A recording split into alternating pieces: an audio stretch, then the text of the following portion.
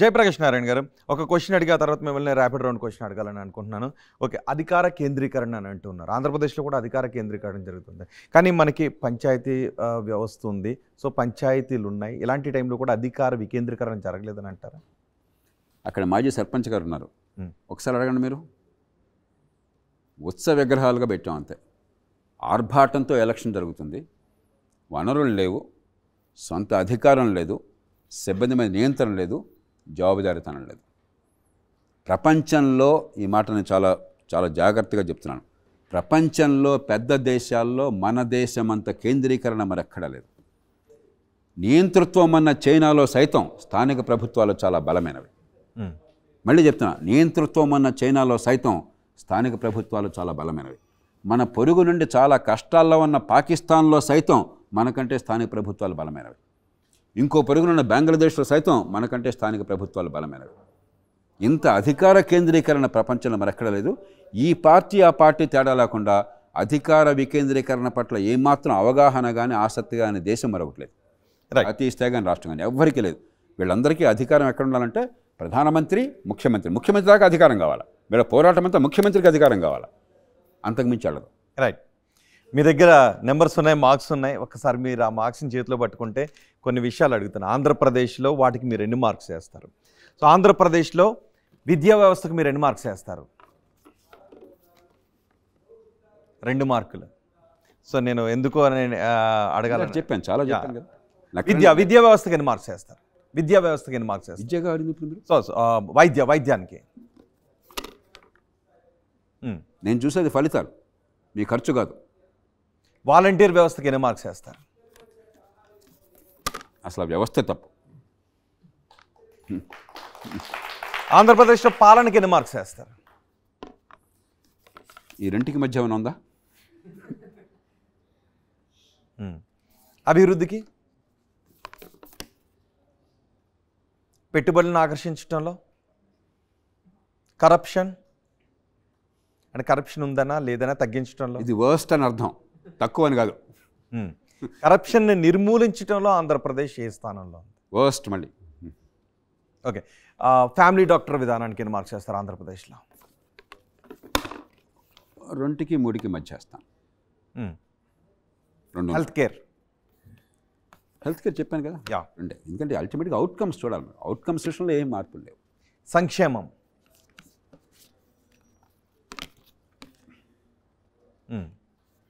ఇదొక్కటే మంచి mark. Okay, గ్రామ సచివాలయ వ్యవస్థకి ఎన్ని మార్క్స్ వేస్తారు? ఖచ్చితంగా అది ఫలితాలను ఇస్తాం. అది ఆ ప్రయోగాన్ని నేను హర్షిస్తున్నాను. మహిళా సాధికారత విషయంలో పెద్ద తేడా లేదు, గతానికి ఇప్పటికీ తేడా ఏం లేదు.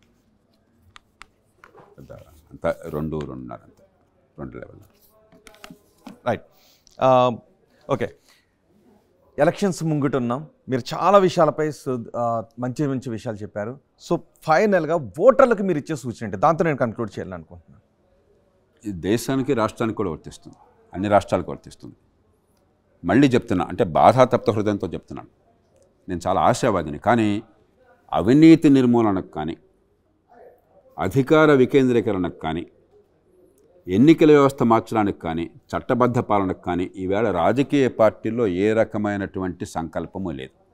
బ్రాడ్గా కొందరు వ్యక్తులు, కొన్ని ప్రభుత్వాలు వ్యక్తిగతంగా నిజాయితీగా ఉన్నాయి.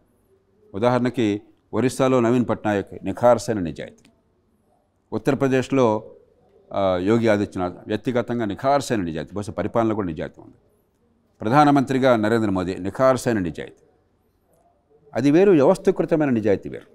అందుకే వ్యక్తుల నిజాయితీ గురించి మాట్లాడటాను. కాబట్టి అవినీతి కానీ, అధికార వికేంద్రీకరణ, అవినీతి నిర్మూలన కానీ, అధికార వికేంద్రీకరణ కానీ, లేకపోతే చట్టబద్ధ పాలన కానీ, ఎన్నికల వ్యవస్థ మార్చడం కానీ ఏ పార్టీ కూడా దానికి అనుకూలంగా లేదు. కాబట్టి దేశంలో మిగిలింది ఒక్కటే వేళ ఆర్థిక ప్రగతి, పెట్టుబడులు, ఉపాధి కల్పన, సంపద సృష్టి. అదొక్కటే దేశానికి ఉన్న సువర్ణ అవకాశం. ఏ పార్టీలు దానికి కట్టుబడతాయో దాని పక్కన మొగ్గు చూపితే మీ పిల్లలకు భవిష్యత్తు ఉంటుంది, యువతకు భవిష్యత్తు ఉంటుంది. అలా కాకుండా తాత్కాలికమైన తాయిలాలు, కొత్త పరిశ్రమలు, లేకపోతే కొత్త పెట్టుబడులు, ఉపాధి కల్పన లేకుండా ప్రభుత్వం నుంచి వచ్చేటువంటి సంక్షేమం వల్ల పేదరికం పోతుందన్న భ్రమలు కల్పిస్తే ఖచ్చితంగా అవి రాష్ట్రాలకి దేశానికి సర్వనాశనం. కానీ జిఎస్డిపి విషయంలో తెలంగాణ కంటే ఆంధ్రప్రదేశ్ ముందు ఉంది. ఈవేళ కొత్తగా వచ్చింది కాదు తమ్ముడు, పెద్దది తెలంగాణ కంటే. తలసరి ఆదాయం తెలంగాణ చాలా ఎక్కువ ఉంది ఆంధ్రప్రదేశ్ కంటే. ఆంధ్రప్రదేశ్ జనాభా 6 కోట్ల దగ్గర ఉంది, తెలంగాణ 3,80,00,000 దగ్గర ఉంది. 3,80,00,000 వాడు పట్టుకుని అంతకంటే కొంచెం ₹1 ఎక్కువ ఉందంటే ఎట్లా? మీరు ఎంత పెరిగారో మీరు చూడండి, ఒకప్పుడు ఎంత బాగున్నారో మీరు చూడండి మిగతా దేశంతో పోలిస్తే, పెట్టుబడులు కానీ జిఎస్టిపి కానీ. అంతేగాని ఊరికి అంకెలు కన్వీనియంట్గా ఒక అంకె చెప్పి మిగతా పక్కన పెడితే అట్లాగా స్థూలంగా చూడండి మీరేం చేస్తున్నారు. రైట్. ఫైనల్గా ఆంధ్రప్రదేశ్లో ప్రస్తుత అధికార పార్టీ అంటుంది అధర్మ పొత్తు పెట్టుకుంటున్నారు అని. కానీ వీళ్ళు ఒక పార్టీని ఓడించడానికి 3 పార్టీలు కావాల్సిన అవసరం ఉందని పొత్తుని ఎలా చూస్తారు? బీజేపీ, జనసేన, టీడీపీ పొత్తుని ఎలా చూస్తారు? మన ఎన్నికల వ్యవస్థలో పొత్తులు అనివార్యం. ఎందుకంటే చిన్న పార్టీలకి మన ఎన్నికల వ్యవస్థలో స్పేస్ లేదు. అదే దామాషా పద్ధతి ఎన్నికలు అంటే మీకు వచ్చే 5% ఓట్లకి 5% సీట్లు వస్తాయి. మీ మీద మమకారం ఉంటే 5% 15% పెరుగుతుంది. మన ఎన్నికల వ్యవస్థలో మీకు నిజంగా ప్రజల్లో 30% మద్దతు ఉన్నా కూడా 3%కి పడిపోతుంది మీరు గెలవాలనుకుంటే. కాబట్టి పొత్తులు అనేవి ఆయా రాజకీయ పరిస్థితులను బట్టి కలుపుకుంటారు. దానిలో పొత్తు అనేది ప్రజాక్షేమం కోసం, అభివృద్ధి కోసమా, లేదంటే అధికారంలో ఉన్న పార్టీని దించడం కోసమా పొత్తు అనివార్యమయ్యేది? ఏ పార్టీ అయినా కూడా రాజకీయాన్ని తమ నమ్మిన లక్ష్యాల కోసం చేస్తుంది. అంటే మీరు చేస్తేనేమో అది చాలా పవిత్రమైనది, ఇంకోటి చేస్తే రంకు అంటే ఎట్లాగా? కానీ వైసీపీ ఇంతవరకు ఎవరితోనూ పొత్తులో వెళ్ళలేదు. మీ ఇష్టం అది. మీ వస్తే పొత్తు కలవడానికి ఎవరు సిద్ధంగా లేరేమో. మనకుడు పొత్తుల్ని అనాయత్తంగా ఉండటం చాలా మూర్ఖత్వం అవుతుంది. పొత్తులు అనివార్యం మన ఎన్నికల వ్యవస్థలో. పొత్తులు అదే దామాషా పద్ధతి అనుకోండి, పొత్తులు అక్కర్లా. హైదరాబాద్ నగరంలో లోక్సత్తాకి పార్టీగా ఎంఐఎం కంటే ఓట్లు ఎక్కువ వచ్చినాయి, కానీ సీటు ఒక్కటే వచ్చింది, అది కూడా నాకు ఒక్కడికే. వాళ్ళకి 8 సీట్లు 7-8 సీట్లు వచ్చినాయి. మన ఎన్నికల వ్యవస్థ అట్లాంటిది. కాబట్టి మన ఎన్నికల వ్యవస్థలో ప్రజల్లో మీకు ఒక ఆదరణ ఉన్నా కూడా రాజకీయ అధికారంలో వాటా చాలా కష్టం. మీకు 30-40%, 40% ఓట్లకి వెళ్ళేదాకా. కాబట్టి పొత్తులు అనివార్యం. ఇప్పుడు పవన్ కళ్యాణ్ గారు ఉన్నారు, ఒక మంచి ఉద్దేశంతో ఆయన ఇప్పుడు ఒక రాజులాగా చలామణి కావచ్చు కదా సినిమాల్లో. సినిమాల్లో ఉన్న వాళ్ళకి అదృష్టం ఏంటి? డబ్బులు ఇచ్చి వచ్చి చూస్తారు. రాజకీయంలో ఉన్న వాళ్ళ దురదృష్టం ఏంటి? డబ్బులు ఇచ్చి తీసుకురావాలా. దీని నుంచి ఆయన దానిలో దిగాడు. ఎందుకని? ఏదో చేద్దామని ఉద్దేశం కదా. కానీ మీకున్నటువంటి శాతం ఓట్లతో మీకు అధికారం సాధ్యం కాదు, మీ గొంతుకు విలువ చేయకూడదు, పొత్తుకు తెచ్చుకున్నారు. ఓకే. అంచేత పొత్తులతో తప్పంటాం చాలా మూర్ఖత్వమైన వాదన. అసలు రాజకీయంలో మీకు ప్రభావం ఉంటే దాన్ని జాతికి పనికొచ్చే రకంగా ఎలా తీర్చిదిద్దుదాం. ఓకే. అంతే తప్ప పొత్తులు లేకుండా భారతదేశంలో రాజకీయ పార్టీ ఎవరు కూడా, డిఎంకే గొప్ప పార్టీ కాదా? ఎంత చరిత్ర ఉన్న పార్టీ, ఎన్ని పొత్తులు ఉన్నాయి? బీజేపీ, కాంగ్రెస్ గొప్ప పార్టీలు కాదా? వీళ్ళందరూ పుట్టకమునుపు పుట్టిన పార్టీలు అవన్నీ కూడా. పొత్తులు లేకుండా బతకగలరా ఇవాళ? అంటే పొత్తులు అనేకమైన మాటే అసలు అర్థం లేదు. ఒక 6 పార్టీలు చెప్తాను. 6 పార్టీలకి మీరు ఎన్ని మార్క్స్ చేస్తారో ఫైనల్గా? కాంగ్రెస్కి మీరు ఎన్ని మార్క్స్ చేస్తారు? ఈవేళ పరిస్థితుల్లో చాలా బాధాతప్తమవుతుంది. కాంగ్రెస్లో నాయకులంతా చాలా అత్యంత సన్నిహితులు నాకు. కానీ దేశ ఆర్థిక ప్రగతి పట్ల ఏమాత్రం అవగాహన లేకుండా, తాత్కాలికమైన తాయిలాడు తప్ప మరో పాలన లేకుండా, ఎక్కడ పొరపాట్లు చెప్పానేమన్నాయో వీటి మీద దృష్టి పెట్టి దీనికి ఇవి చేస్తామంటే చాలా సంతోషించామండి. అవేమీ లేకుండా రాజకీయం చేస్తున్నారు. కొంచెం ఔదార్యంగా ఇస్తున్నాను కాబట్టి ఇది. బీజేపీకి ఎన్ని మార్క్స్ వేస్తారు? ఆర్థిక ప్రగతి, ఉపాధి కల్పన, ఒక దేశ భవిష్యత్తు పట్ల అవగాహన, మౌలిక సదుపాయాల విషయంలో ఫస్ట్ మార్కులు. కానీ మిగతా ఉన్నాయే, ఎన్నికల వ్యవస్థ కానీ, అధికార కేంద్రీకరణ కానీ, అవినీతికి వ్యవస్థాగత నిర్మూలన కానీ, చట్టబద్ధ పాలన కానీ గతంలో పొరపాట్లే కొనసాగుతున్నాయి. కాబట్టి ఇది అవి చేస్తే 4కి వెళ్ళిపోవచ్చు. 4. ఓకే. బీఆర్ఎస్కి ఎన్ని మార్క్స్ వేస్తారు? బీఆర్ఎస్ 2 గొప్ప పనులు చేసింది, చాలా తప్పు పనులు చేసింది.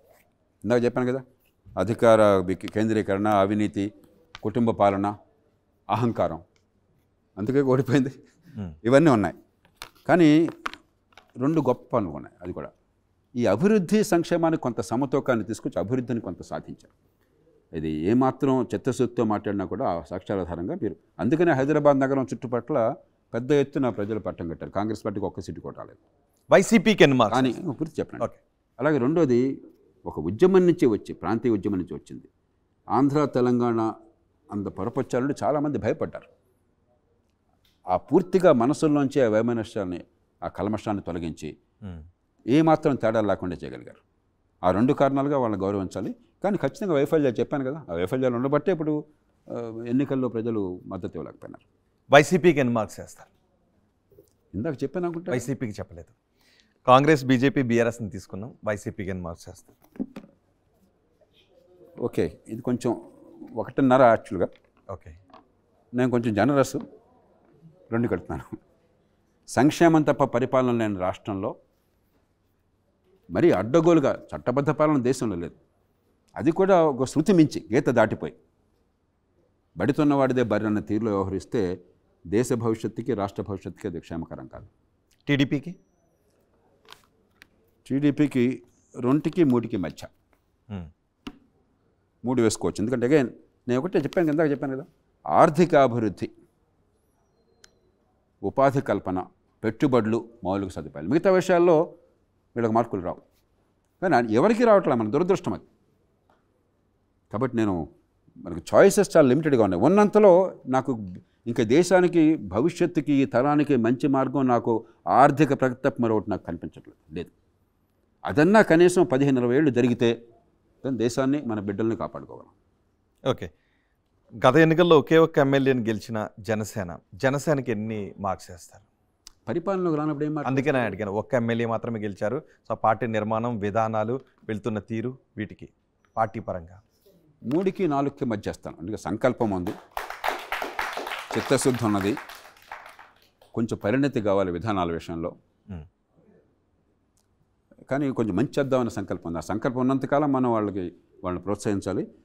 వాళ్ళు కూడా మిలాఖత్ అయిపోతే మామూలు పరిపాలనలో అధికార కేంద్రీకరణ అవినీతులు అప్పుడు మనం గ్రేడ్ తగ్గించాలి. అంటే మిలాఖత్ అయ్యారని అంటారా ఇప్పుడు? ఎందుకంటే అధికార పరిపాలనలో కూర్చుంటే కదా మిలాఖత్ అయ్యారని తెలిసేది. పరిపాలన లేనప్పుడు మీరు ఆల్లేదు సూలేదు మీరు వాళ్ళని తిట్టం మొదలెడితే ఎట్లాగా? ఈవేళ మనం చూడాల్సింది వాళ్ళు చేస్తున్న రాజకీయం తీరు, వాళ్ళ సంకల్పము, వాళ్ళ ఆలోచన, దాన్ని బట్టి వాళ్ళు అంచనా వేయగలం.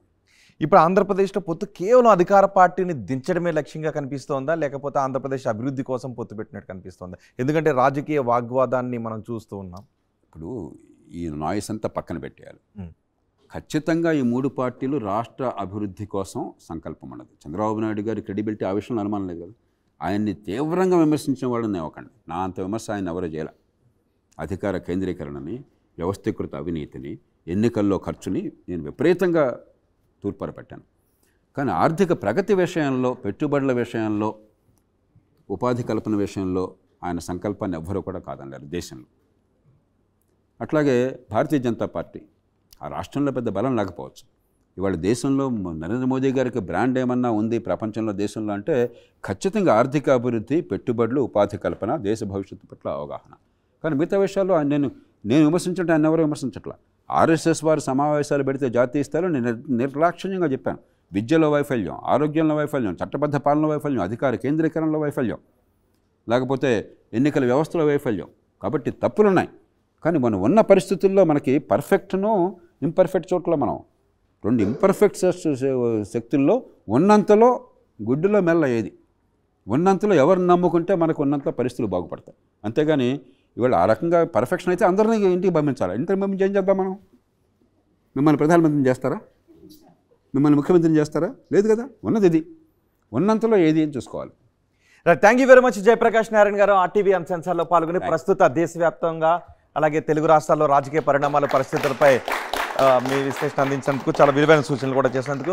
ఇవి లోక్సత్తా వ్యవస్థాపక అధ్యక్షులు, మాజీ IAS అధికారి జయప్రకాష్ నారాయణతో RTV అన్సెన్సార్ విశేషాలు.